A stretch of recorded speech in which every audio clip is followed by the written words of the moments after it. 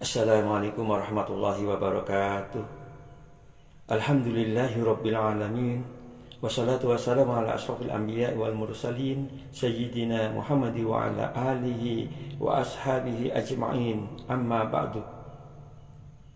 Sahabat beriman yang dirahmati Allah, hari ini kita telah dipertemukan kembali dengan bulan Ramadan, yang berarti kita masih diberi kesempatan untuk meraih pahala sebanyak-banyaknya di bulan Ramadan ini. Karena bulan Ramadan merupakan syahrul rahmah, bulan yang penuh limpahan rahmat dan barokah, bulan bertabur pahala yang melimpah. Di bulan Ramadan ini Allah menyediakan sarana untuk memperbanyak pahala dan melipat gandakan pahalanya bagi yang melakukan kebaikan sebagai tabungan akhirat kelak.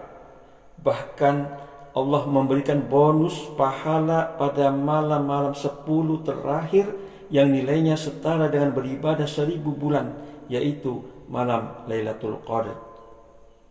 Dengan telah dipertemukan kembali dengan Ramadan, berarti kita telah diberi kesempatan untuk memperbaharui taubat kita. Karena setiap saat kita tidak terlepas dari salah dan dosa.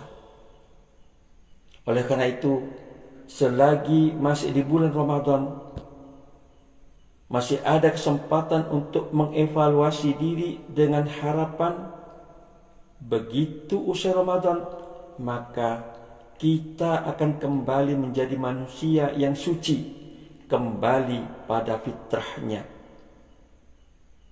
Sahabat beriman yang dirahmati Allah, yang menjadi pertanyaan kita sekarang adalah, sudah berapa kali kita berjumpa Ramadan? Apakah kita biasa melaluinya begitu saja, ataukah kita benar-benar mengistimewakan dan mengoptimalkan Ramadan? Untuk itu, tidak bisa tidak, kita harus memahami hakikat Ramadan. Di antara makna dan hakikat Ramadan adalah bulan Ramadan sebagai bulan syahrul muhasabah, bulan bercermin diri. Seberapa semangat dan seberapa mampu kita memanfaatkan Ramadan pada setiap menit dan detiknya merupakan indikasi ketakwaan kita kepada Allah Subhanahu wa Ta'ala. Padahal Ramadan merupakan syahrul taubah, sarana untuk mendapatkan maghfirah. Man shoma Ramadan iman wa ihtisaban ghufira lahu ma taqaddama min dzambih.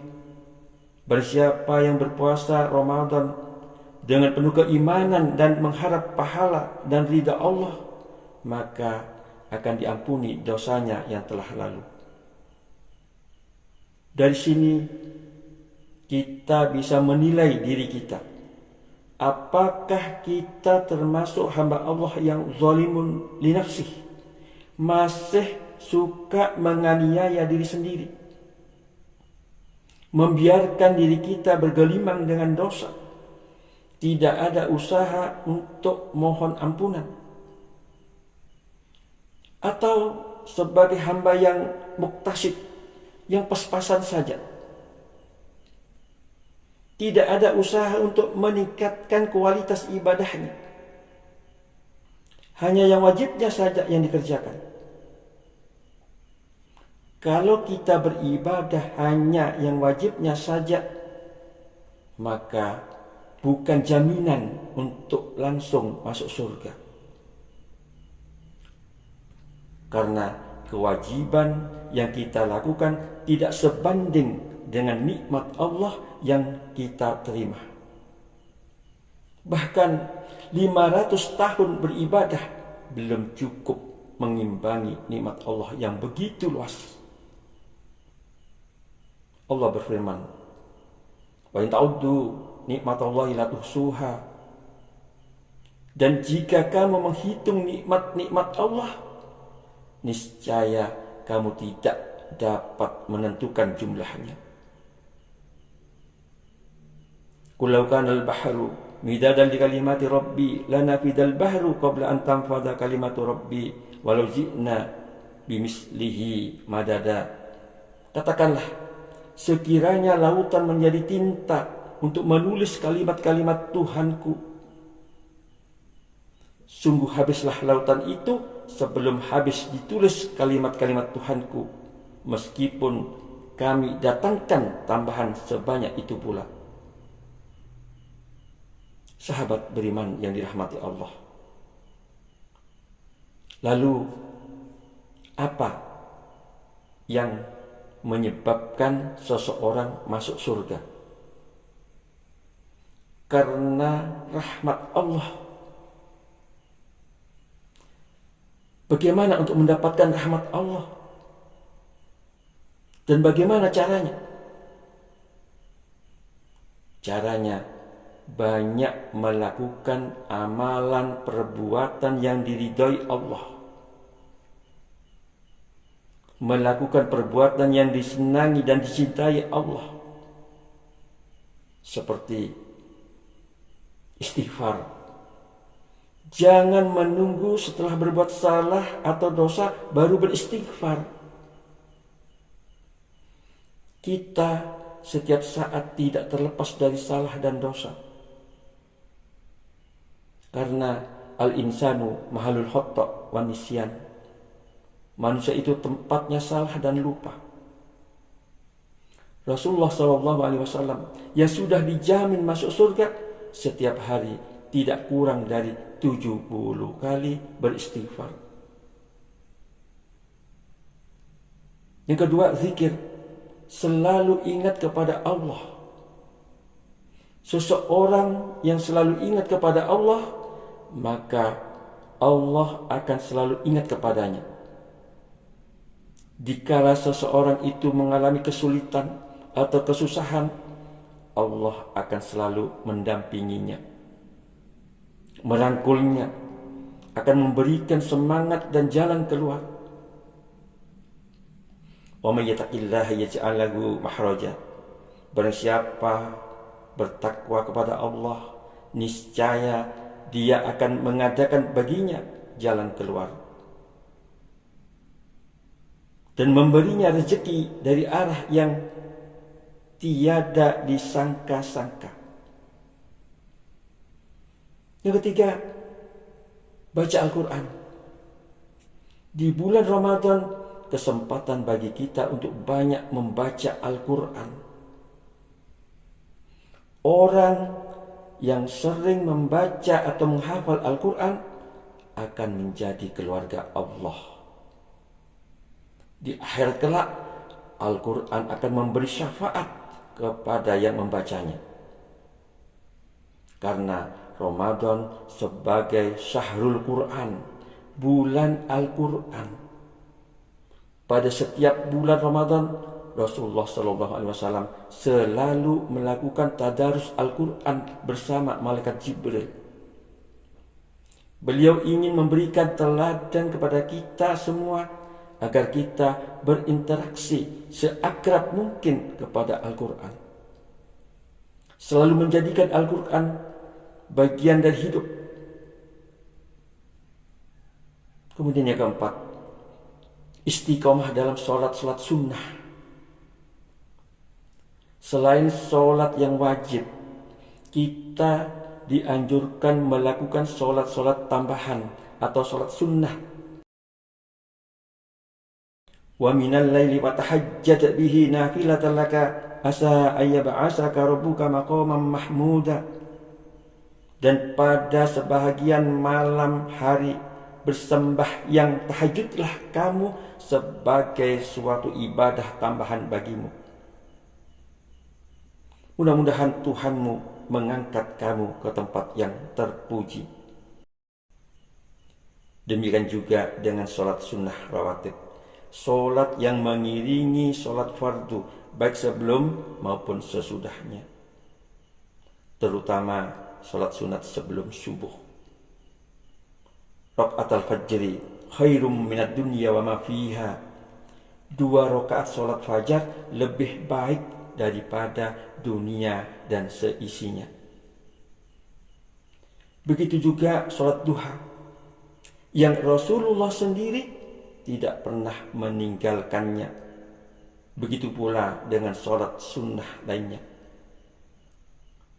Sahabat beriman yang dirahmati Allah, dengan Ramadan kita juga bisa menilai diri kita. Apakah sebagai hamba yang sabiqun khairat, yang bergegas dalam melaksanakan berbagai kebajikan, selalu ingin meningkatkan ibadahnya. Kemudian yang kelima, infak dan sedekah. Kita dianjurkan untuk membelanjakan sebagian hartanya di jalan Allah, menyisihkan sebagian rezekinya yang Allah berikan kepada kita untuk dikeluarkan kepada yang membutuhkan. Karena di dalam harta yang kita miliki ada sebagian milik orang lain yang Allah titipkan, yang harus kita keluarkan. Lebih-lebih di bulan Ramadan, karena bulan Ramadan sebagai syahrul infak was sedekah, bulan infak dan sedekah. Di bulan ini kita sangat dianjurkan untuk banyak berinfak dan bersedekah. Sahabat beriman yang dirahmati Allah, inilah amalan-amalan yang disukai Allah. Kalau kita istiqomah melakukannya, Allah akan memberikan rahmatnya kepada kita. Rahmat ini seperti surat rekomendasi atau surat perintah Allah kepada malaikat agar hamba Allah ini untuk dimasukkan ke dalam surganya. Rahmat inilah yang menyebabkan seseorang masuk surga. Seseorang yang selalu ingin meningkatkan ibadahnya, selalu berusaha untuk memperbaharui taubatnya, memperbanyak melakukan amalan yang menyebabkan dirinya masuk surga, seperti istighfar, zikir, baca Al-Quran, istiqomah dalam sholat-sholat sunnah, dan infak serta sedekah. Sahabat beriman yang dirahmati Allah, demikianlah beberapa makna dan hakikat Ramadan. Jika kita telah memahaminya, maka selanjutnya kita bergegas untuk mengimplementasikan dalam hari-hari Ramadan, seperti apa yang saya sebutkan di atas. Kita keluar dari Ramadan, kita telah menjadi pribadi yang jauh lebih bertakwa sebagaimana yang diharapkan Allah Subhanahu wa taala, yaitu la'allakum tattaqun. Ya ayyuhalladzina amanu kutiba 'alaikumusiyam kama kutiba 'alal ladzina min qablikum la'allakum tattaqun. Wahai orang-orang yang beriman, diwajibkan atas kamu berpuasa sebagaimana diwajibkan atas orang sebelum kamu, agar kamu Sahabat beriman yang dirahmati Allah, semoga Allah Subhanahu wa taala senantiasa memberi limpahan rahmatnya kepada kita, kekuatan iman dan Islam, diberi kesehatan jasmani dan rohani, istiqomah dalam beribadah. Amin ya rabbal alamin. Subhanahu wa ta'ala, subhanallah wa bihamdika, nashhadu an la ilaha illa anta, astaghfirullah, alhamdulillahi rabbil alamin. Assalamualaikum warahmatullahi wabarakatuh.